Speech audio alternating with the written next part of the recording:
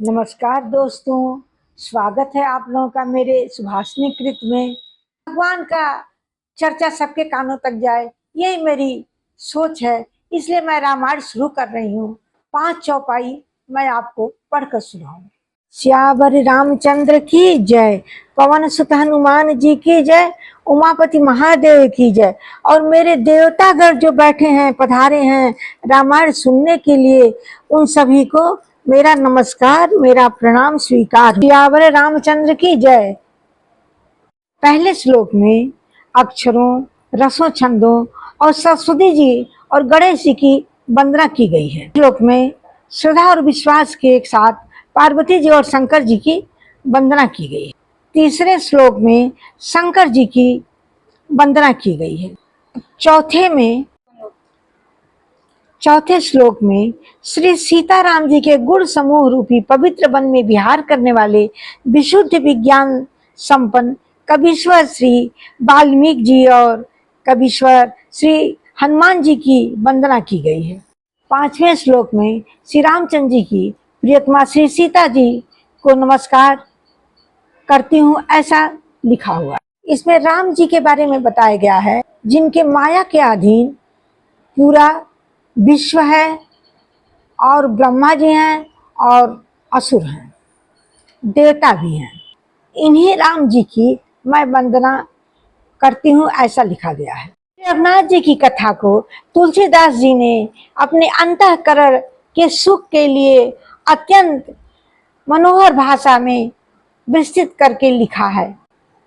नील सरोरुह श्याम तरुण, अरुण बारिज नयन, करौ सो मम उर धाम, सदा क्षीर सागर शयन। जो प्रभु नील कमल के समान सांवले रंग के हैं, जो सदा क्षीर सागर में शयन करते हैं, वही नारायण भगवान मेरे हृदय में वास करें। कुंद इंदु सम देह उमा, रमन करुणायन, जाहि दीन पर नेह करऊ, कृपा मर्दन मयन। अब इसका अर्थ है, जिनका चंद्रमा और कुंद के पुष्प के समान शरीर है, जो पार्वती जी के प्रिय हैं और जो दीनों पर स्नेह करने वाले हैं, वे शंकर जी मुझ पर दया करें। बंदौ गुरपद कंज कृपा, सिंधु नर रूप हरि, महामोह तम पुंज जासु, बचन रवि कर निकर, सियावर रामचंद्र की जय। अब इसका ये अर्थ है, मैं उन गुरु महाराज के वंदना करती हूँ जिनका बंदौ गुरपद पदुम परागा, सुरुच सुबास सरस अनुरागा, अमीय मूरिमय चूरन चारु, समन सकल भव रुज परिवारु। इसका अर्थ ये है, मैं उस गुरु महाराज के चरण कमलों की रज की वंदना करती हूँ, जो सुंदर स्वाद, सुगंध तथा अनुराग रूपी रस से पूर्ण है। सुकृति संभूतन विमल विभूति, मंजुल मंगल मोद प्रसूति, जन मन मंजू मुकुर मल हरनी, किए तिलक गुण गण बस करनी। इसका अर्थ है, वह रज सुकृति पूर्णिमान पुरुष रूपी शिव जी के शरीर पर सुशोभित निर्मल विभूति है और सुंदर कल्याण और आनंद की माँ है। भक्त के मन रूपी सुंदर दर्पण के मैल को दूर करने वाली है।